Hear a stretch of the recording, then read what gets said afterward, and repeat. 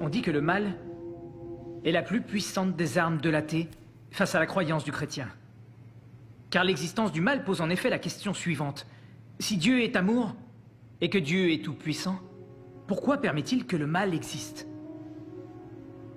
La réponse est au fond d'une grande simplicité. Libre arbitre. Pour les chrétiens, c'est le libre arbitre qui explique la présence du mal. Telle est leur position. Dieu ne tolère l'existence du mal que de manière temporaire, afin qu'un jour ceux qui choisissent de l'aimer puissent le rejoindre en s'étant libérés du mal, du fait de leur seule volonté. Autrement dit, l'intention de Dieu, c'est d'éradiquer le mal de la surface de la terre. Comme c'est pratique. Un jour, je vous débarrasserai du mal, c'est promis. Mais en attendant, vous allez devoir supporter les guerres, les holocaustes, les tsunamis, la pauvreté, les famines et le sida. Amusez-vous bien. Il ne manquerait plus qu'il nous parle de valeurs morales. Et pourquoi pas? Le professeur Radisson, qui est, sans nul doute, un athée, ne semble pas croire aux valeurs morales. Mais il est dit dans le programme que nous serons soumis à un examen à la fin du semestre et je parie que si j'obtiens un 20 à l'examen en trichant, il adoptera soudain un discours chrétien et m'expliquera que c'est mal de tricher et que je devrais le savoir.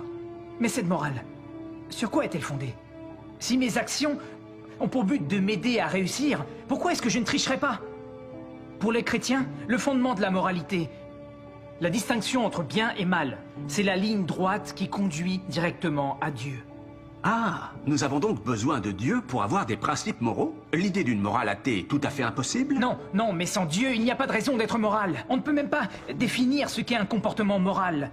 Pour les chrétiens, tricher, mentir, voler, avoir par exemple un diplôme qu'on ne mérite pas, c'est interdit. C'est une forme de vol. Et je citerai cette phrase célèbre de Dostoïevski, qui a un jour écrit « Si Dieu n'existe pas,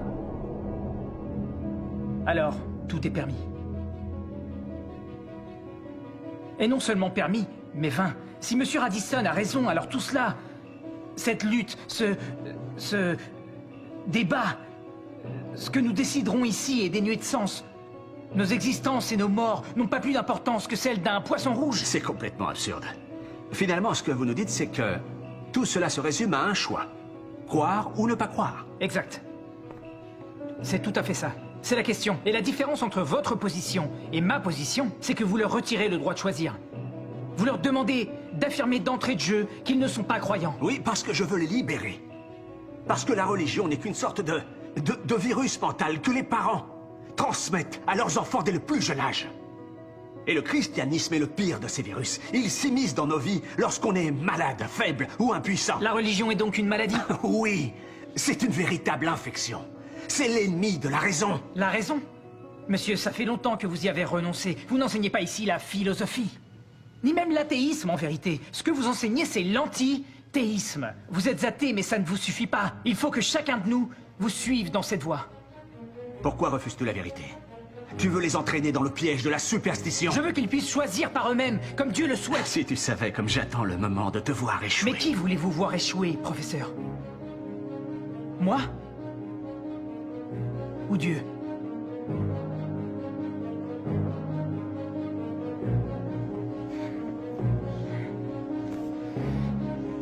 Est-ce que vous haïssez Dieu? Là n'est pas la question. Ok. Pourquoi est-ce que vous haïssez Dieu? Tout ceci est ridicule. Répondez, pourquoi le haïssez-vous? On a vu que la science ne s'y opposait pas. Elle confirme son existence. Vous le savez, au fond. Et vous le haïssez. Pourquoi? Ma question est très simple, professeur. Pourquoi est-ce que vous haïssez Dieu? Parce qu'à cause de lui, j'ai été privé de ce que j'aimais. Oui, je déteste Dieu. Je ne ressens pour lui que de la haine.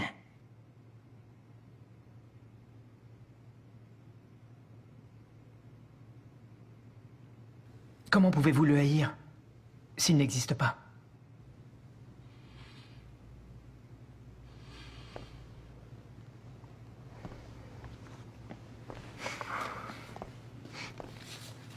Vous n'avez rien prouvé. C'est possible.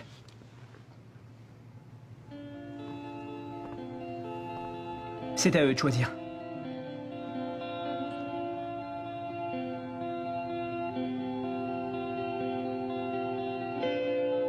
Est-ce que Dieu est mort?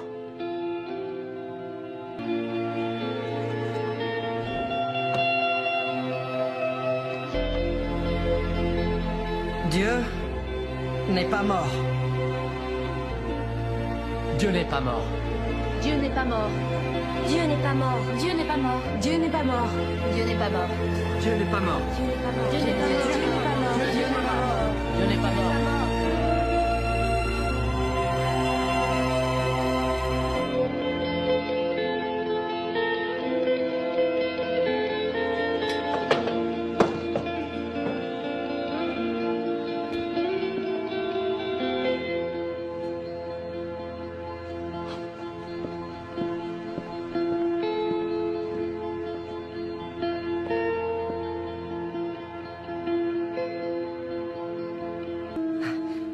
Le travail que tu as fait pour prouver l'existence de Dieu m'a beaucoup intéressé.